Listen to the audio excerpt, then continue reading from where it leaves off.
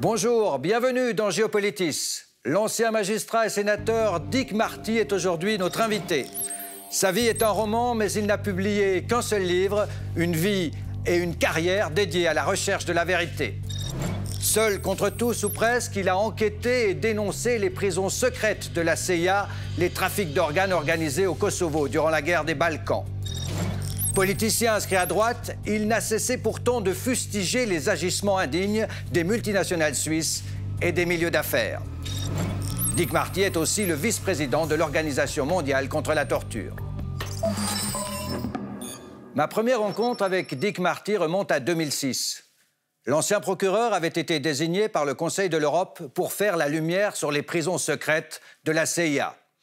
Des individus avaient été enlevés, séquestrés aux quatre coins du monde pour être transférés, interrogés, torturés dans des prisons secrètes avec la complicité de certains services secrets européens. Les États-Unis de George Bush menaient alors une guerre totale contre le terrorisme. Bien des années auparavant, Dick Marty s'était illustré en dévoilant les circuits de l'argent de la drogue, cet argent sale recyclé en Suisse via d'obscures sociétés financières. L'enquête du procureur avait conduit indirectement à la démission de la première femme élue au gouvernement suisse, Madame Elisabeth Kopp. Tout au long de sa carrière, dans la magistrature puis en politique, Dick Marty a incarné une posture morale, une certaine idée de la justice sans compromis avec les puissants. D'autres diront de lui qu'il est un moralisateur idéaliste, un empêcheur de tourner en rond. Voici son portrait réalisé par Mélanie Ohaillon.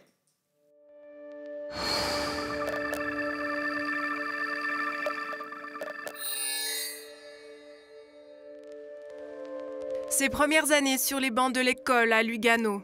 Dick Marty est un abonné du premier ou deuxième rang, pas par excès de zèle, mais pour être au plus proche du tableau noir. Une maladie des yeux le rend presque aveugle jusqu'à l'âge de 6 ans. On dit souvent que les différences se transforment en force. Dick Marty est en tout cas devenu un homme de combat, obsédé par la vérité et l'injustice. Procureur du Tessin durant 15 ans, il s'est surtout illustré dans des enquêtes spectaculaires contre le trafic de drogue et le blanchiment d'argent. Ce qui m'a marqué le plus, ce ne sont pas, comme les gens pourraient croire, les enquêtes les plus spectaculaires.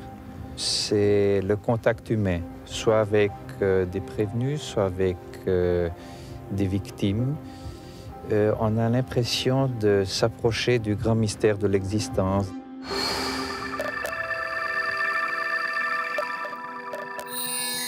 À la fin des années 80, Dick Marty apprivoise une toute autre arène.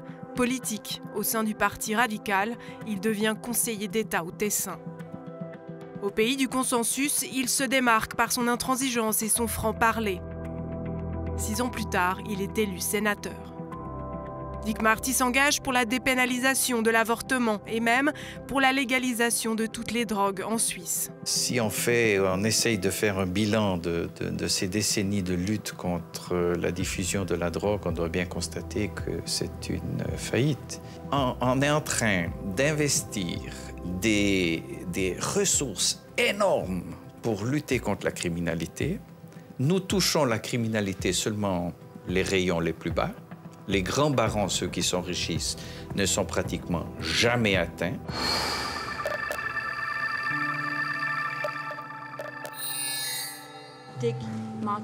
Ses combats les plus emblématiques, c'est en tant qu'enquêteur pour le Conseil de l'Europe que Dick Marty les mène. Les prisons secrètes de la CIA, le trafic d'organes organisé au Kosovo par les leaders de la résistance, l'Occident n'a rien voulu savoir. Pourquoi on a privilégié l'opportunisme politique par rapport au sens élémentaire de justice et aux valeurs si volontiers déclamées avec tant de verve? Sa révolte contre le silence et l'hypocrisie des gouvernements a un écho mondial. Dick Marty dérange, un cri pour la justice, souvent seul contre tous. Sa détermination lui vaudra en 2011 les honneurs de l'Université de Genève, docteur honoris causa pour son engagement envers les droits humains.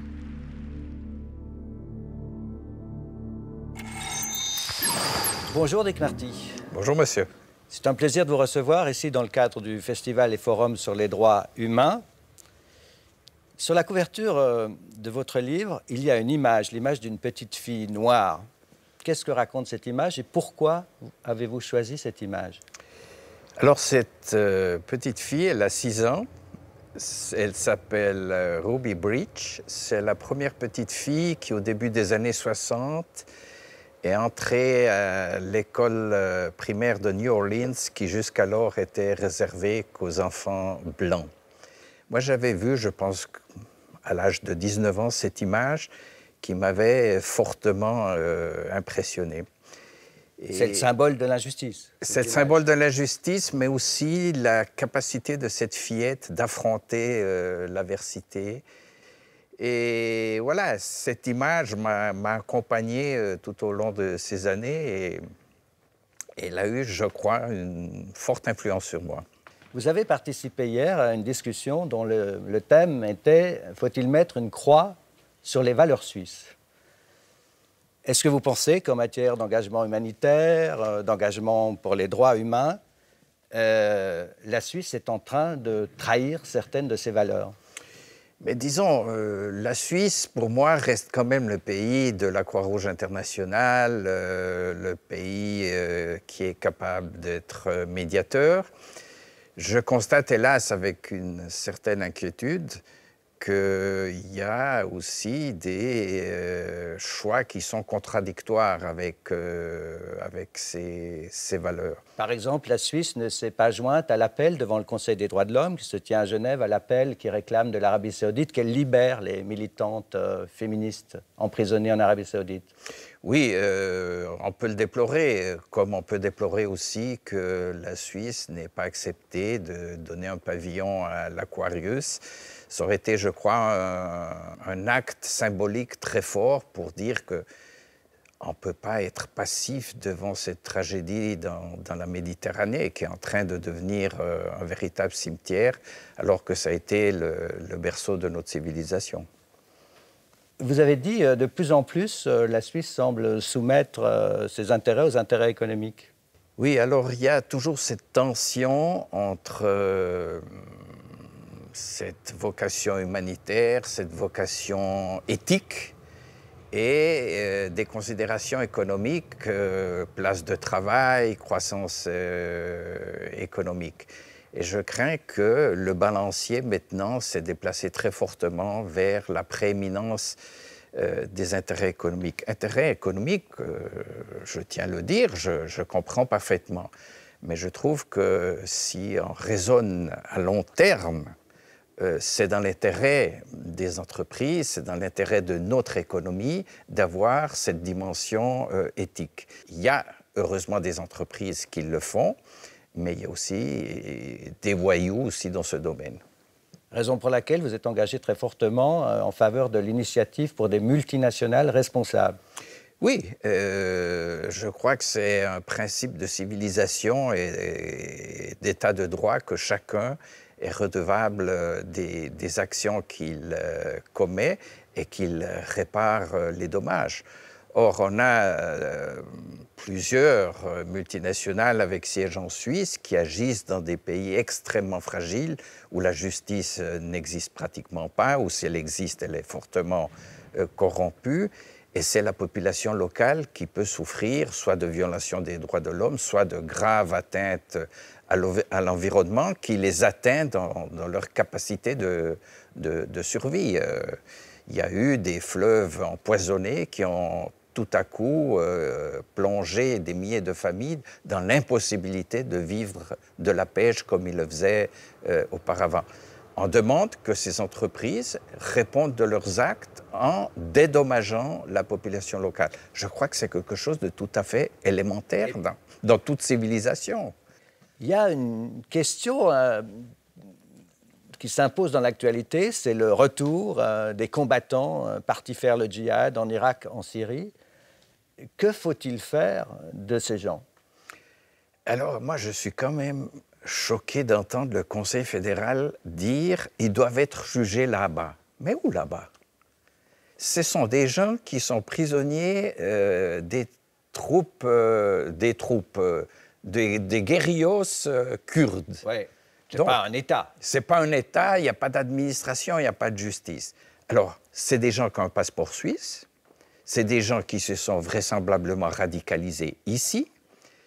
Ils ont déjà de toute façon commis un crime en allant combattre à l'étranger. C'est déjà un crime pour le Code pénal suisse et donc il n'y a pas besoin de preuves supplémentaires. Donc, moi, je crois, pour la sécurité de nôtre et du monde, on devrait les faire venir ici et les condamner ici. Dick Marty, vous avez eu deux vies en quelque sorte. Vous avez une première vie en tant que magistrat, procureur général du canton du Tessin, puis ensuite il y a eu la politique, sénateur. Laquelle de ces deux vies avez-vous préférée? Si je devais vraiment faire un choix, c'est la première. Moi, ce qui m'intéressait, c'était découvrir la vérité parce que je trouve que la vérité, c'est le véritable hommage que l'on donne aux victimes. La victime, que l'auteur fasse 10 ou 15 ou 20 ans de prison, ne change rien. Mais le fait qu'on puisse lui dire « ça s'est passé comme ça, vous avez effectivement été victime », et voilà, la vérité, c'est important pour la victime. Vous avez dit, bon, je n'ai pas tellement aimé, c'est parce que je préfère être sous les projecteurs. Il y a quand même un moment dans votre carrière où vous êtes sous les projecteurs du monde entier. C'est lorsque le Conseil de l'Europe vous désigne rapporteur, enquêteur sur les prisons secrètes de la CIA. Je vous propose qu'on revienne sur cet événement à travers un magazine Temps présent. On se retrouve juste après.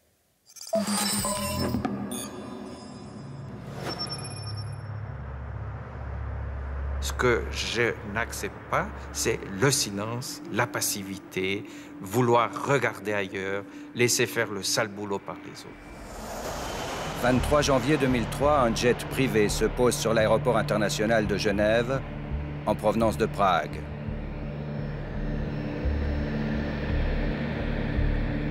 Qui pourrait imaginer que ce jet, semblable à tant d'autres, appartient en réalité au service secret des États-Unis et que la CIA l'utilise pour transporter des prisonniers vers la torture dans des lieux secrets? Enlever une personne sans une accusation précise, la priver de la liberté, la transporter dans un pays où ils sont torturés, où il n'y a aucun contrôle, il n'y a aucun avocat, il n'y a aucune assistance judiciaire, rien du tout. Ce sont des méthodes criminelles. J'ai aucune autre définition, je regrette. Pour le Conseil de l'Europe, Dick Marty entamait une enquête formidablement difficile, percer le secret de prisons secrètes gérées par des services secrets. Avec sans doute la complicité de certains États européens, l'ancien procureur du Tessin en est persuadé. C'est toute l'Europe qui est concernée par cette affaire. Il est évident que dans cette histoire, dans de très nombreux pays, les gouvernements ne veulent rien dire. Plusieurs vols incriminent directement la Pologne et la Roumanie. Un avion de la CIA relie entre elles de bien curieuses destinations, le 22 septembre 2003. Partant de Kaboul, le Boeing N313P fait une escale à Chimani, en Pologne. Il repart dans la nuit vers la base Mihail Kogalniceanu, en Roumanie. Et de là, il poursuit vers le Maroc, autre destination suspecte. Il rallie finalement la tristement célèbre base de Guantanamo. Nous devons déterminer précisément sur quels aéroports ces avions ont atterri. Il est très difficile d'étayer les allégations impliquant un aéroport au nord-est de la Pologne et une base militaire à l'est de la Roumanie.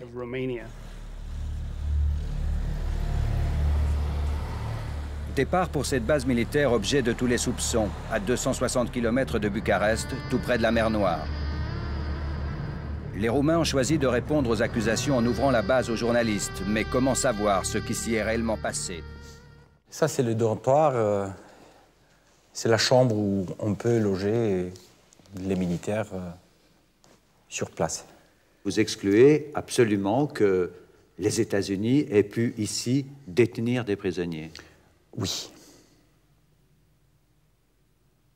Oui. Troisième fois, oui. Si malgré tout la culpabilité du gouvernement devait être prouvée un jour, la Roumanie ne serait pas la seule à tomber. À ce jeu de poker menteur, personne n'a intérêt à ce que la vérité éclate, car aucun pays en Europe ne souhaite révéler ses compromissions dans les sales affaires de la CIA.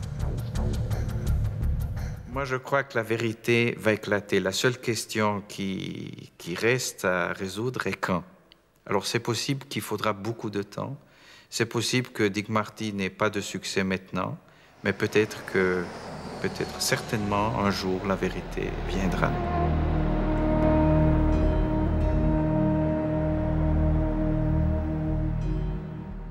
Dick Marty, le contexte est les États-Unis en guerre totale, pour reprendre l'expression du président Bush, en guerre totale contre le terrorisme. Par où commencez-vous cette enquête? Alors, tout est parti par un article du Washington Post qui disait nous avons des informations selon lesquelles la CIA a des prisons secrètes en Europe. Ça a fait l'effet d'une bombe parce que des prisons secrètes, c'est contraire à toutes les lois du continent et c'est contraire à la Convention européenne des droits de l'homme. Et puis ça a été, au fond, on a développé cette toile d'araignée, on a compris qu'il y avait un système de rotation entre des endroits qu'on n'était pas encore tout à fait sûr, mais ça devait être la Pologne et la Roumanie, avec Kaboul, avec Bagdad. Bagdad, en Égypte aussi, je crois. En Égypte aussi, voilà. Et ça a été l'objet du premier rapport. On a parlé de toile d'araignée. Vous avez eu l'appui de certains gouvernements européens pour réaliser cette enquête? Absolument pas. Et la Suisse? Bien, quand on a demandé le nombre de vols de ces appareils qu'il y avait eu en Suisse, combien d'atterrissages de ces avions suspects de la CIA, on nous a dit 3, et puis pour finir, on en a découvert plus de 40. Est-ce que cette enquête explique votre engagement plus tard au sein de l'Organisation mondiale contre la torture? Oui. Moi, ce qui m'a profondément choqué, c'est que les États-Unis ont codifié la torture. Ils ont créé un code avec la collaboration de l'Association américaine des psychologues, ce qui est absolument aberrant, pour torturer les gens d'une façon qui ne laisse pas de traces. Donc, c'est la privation du sommeil, c'est des bruits assourdissants, c'est une alternance de froid extrême et de chaleur extrême, le waterboarding, donc simuler des noyades. Et tout ça, j'ai dit, mais c'est pas possible. La plus grande démocratie du monde qui applique, qui fait un manuel en plus pour appliquer ces normes,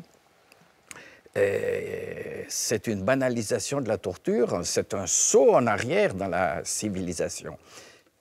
Lorsque vous avez livré votre rapport final, on vous a accusé d'anti-américanisme primaire. Oui, non seulement, mais d'avoir écrit rapport fantaisiste, un roman, d'avoir... il y a un député britannique, ancien ministre, qui a dit que c'était comme un fromage suisse plein de trous. J'ai dû attendre plusieurs années, et là, c'était pour nous une très grande satisfaction, le rapport de Mme Feinstein, présidente de la commission du Sénat, qui a fait une très longue enquête et qui a eu accès à tous les documents secrets de la CIA. Et dans ce rapport, nos recherches sont complètement confirmées, mais d'une façon absolue. Et pour nous, ça a été, pour moi et mes 2-3 collaborateurs, ça a été une immense satisfaction. On a dû attendre 8 ou 9 ans pour avoir ce rapport. Il y a une autre enquête que vous avez menée comme rapporteur du Conseil de l'Europe, Dick Marty, c'est l'enquête sur le Kosovo, sur le trafic d'organes au Kosovo. C'est aussi l'indignation qui vous a conduit à mener cette enquête? C'était une enquête très difficile parce que les témoins étaient terrorisés de parler. Là aussi, il a fallu investir énormément de temps pour gagner leur confiance. Et puis, il y avait une certaine logique du noir et blanc. Les méchants, c'était les Serbes et les bons, c'était les Albanais. La réalité est un peu plus complexe. La réalité, c'est des nuances de gris des deux côtés. Et je crois que quand on recherche la vérité, il ne faut pas seulement la rechercher dans une seule direction. Vous estimez que le tribunal spécial sur l'ex-Yougoslavie a fait un bon travail? Moi, je suis très sceptique sur la justice internationale. La justice, elle doit être universelle. Le problème, c'est que ces tribunaux ont souvent été les tribunaux des vainqueurs. L'intervention de l'OTAN et des États-Unis au Kosovo et en Serbie était contraire au droit international. On oublie de le dire, et c'est pourtant eux qui administrent la justice aujourd'hui. Donc, ça laisse un certain goût amer. Ce sera ma dernière question, Dick Marty. Le livre, le seul livre que vous avez écrit, est dédié à Jobel. Qui est Jobel?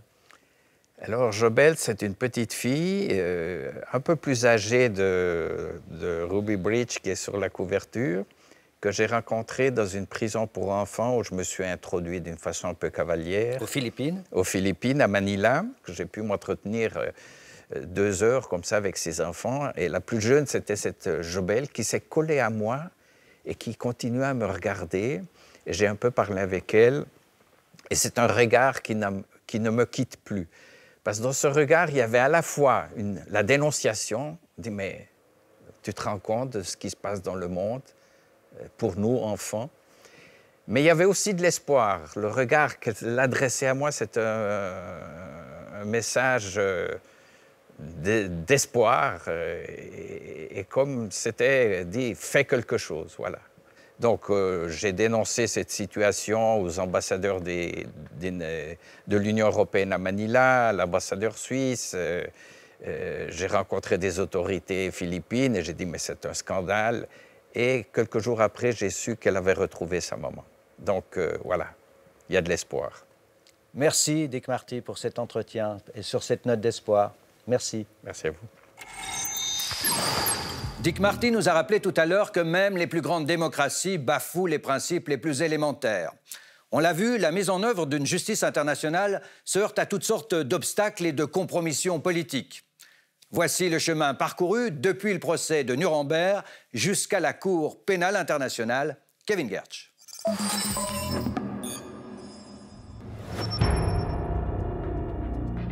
20 novembre 1945, ouverture du procès de Nuremberg. Sur le banc des accusés, 22 dignitaires nazis comparaissent pour la mort de millions de juifs, tziganes, homosexuels et handicapés mentaux. We believe that this tribunal will provide an authoritative and impartial record to which future historians may turn for truth. Il faudra attendre la fin de la guerre froide pour qu'une justice internationale ressuscite. D'abord à travers des tribunaux spéciaux. En 1993, les Nations Unies mettent en place le tribunal spécial pour l'ex-Yougoslavie. 161 criminels de guerre ont été jugés. Les tribunaux spéciaux sur le Rwanda, la Sierra Leone et le Cambodge verront ensuite le jour. Aujourd'hui, c'est la CPI, Cour pénale internationale, qui incarne à elle seule la justice supra-étatique. La CPI est indépendante des Nations Unies. Elle doit juger tous les auteurs de crimes contre l'humanité, de crimes de guerre et de génocide. Établie à La Haye aux Pays-Bas, la Cour est reconnue par les 123 pays qui ont ratifié le traité de Rome, une majorité d'États africains et tous les pays européens. Mais les grandes puissances, États-Unis, Russie, Chine et Inde, refusent toujours d'y adhérer. Le pouvoir de la CPI est donc limité. Elle ne peut poursuivre que si les suspects sont des ressortissants d'États qui la reconnaissent, si les crimes ont été commis dans ces États, et seulement après la création de la CPI en 2002. La Cour peut être aussi saisie par le Conseil de sécurité de l'ONU. Ses détracteurs dénoncent une justice à 2 vitesses. Jusqu'ici, seuls des leaders politiques ou des chefs militaires africains ont été poursuivis. à entreprendre dès la fin de cette émission le livre de notre invité, Une certaine idée de la justice, aux éditions Favre de Lausanne. Le récit se dévore comme un roman policier. Le festival et le Forum international pour les droits humains qui nous a accueillis pour cette émission proposaient en compétition The Trial of Ratko Mladic, à travers le procès du chef des armées serbes de Bosnie et la parole donnée aux victimes, un retour sur la tragédie des Balkans.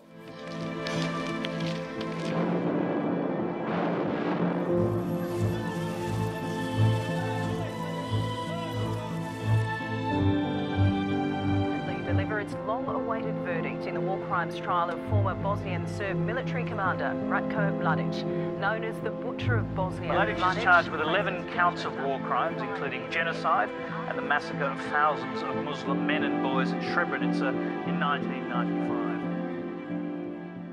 Voilà, c'est tout pour aujourd'hui. Salutations à vous qui nous suivez aux quatre coins du monde grâce à TV5 Monde. Merci de votre fidélité. À bientôt.